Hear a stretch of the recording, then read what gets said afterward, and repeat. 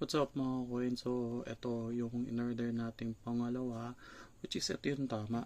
Kasi yung isang in-order ko is hindi nila binigay yung number 2. So, binigay nila number 7. So, ipapapalit ko after ng video na to. Check natin. Open natin.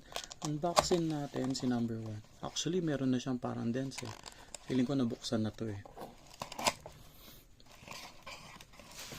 So, nakuha natin si RM. So, tama. Si RM ang nakuha natin. And then, ito yung figure. Ito yung figure niya. Alright. RM. Si RM. Ganda ng figure niya, oh. Diba?